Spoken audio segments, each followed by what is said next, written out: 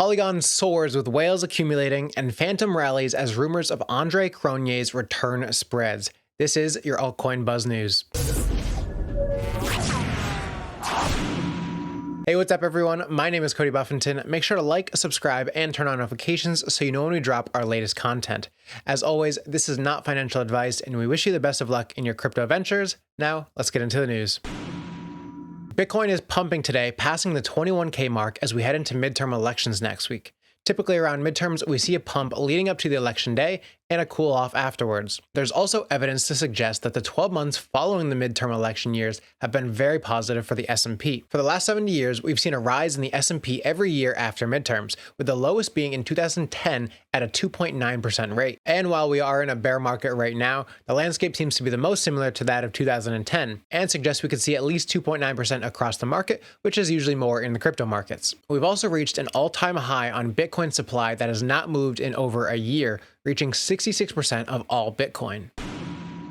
Polygon has been on a tear recently, up 20% in the last 24 hours and over 35% in the last 48 hours, and is bound to be making millionaires. This comes off the back of a lot of great partnership news that has been coming out all week. Polygon has partnered with Reddit, JP Morgan, a city in Europe, and Meta's Instagram. According to analysts, Polygon could be a core long position here as Meta is serious about luring TikTok influencers away and becoming more active on their Instagram platform. They're even going as far as pledging to take zero commission on NFT sales, contrary to Apple's 30% cut on all NFT sales on the App Store. It appears whales are starting to take notice as well, as yesterday marked the most amount of $100,000 plus whale transactions since February. As of now, Matic sits at number 11 spot of top cryptocurrencies, but at this rate we could very well see in the top 10 soon. Fantom is up over 25% this week as rumors of renowned crypto developer and founder Andre Cronje makes a return to the project. After being absent on Twitter for over a year, Andre abruptly broke his silence. Thanks to a GIF and his new nickname with the .ftm domain name, Fantom began to rise again. Last week, Cronje wrote a Medium piece that discussed numerous factors contributing to the most recent market collapse, and rumors of his return began to circulate. Fantom lost over $3.5 billion in market cap while Andre was away, but in the last week, over 3.6 million new wallet addresses have been generated on the Fantom network, bringing the total to over 7 million. This is big news for the crypto space as Andre is widely recognized as the originator of DeFi and is credited with creating a number of dApps such as Yearn Finance, PowerPool, SushiSwap, and more.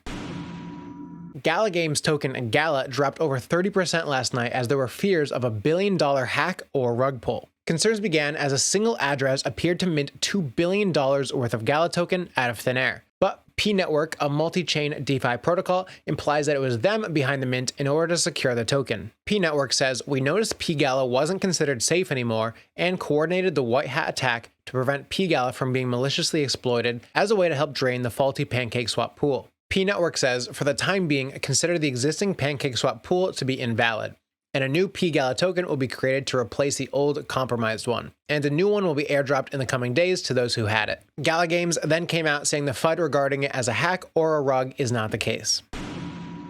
Wanchain, a distributed ledger that allows cross-chain interoperability while also its own standalone blockchain, has been busy working on some big things. Wanchain's cross-chain bridges have recently allowed NFT cross-chain transfers on Ethereum, XDC network, BNB, and Polygon.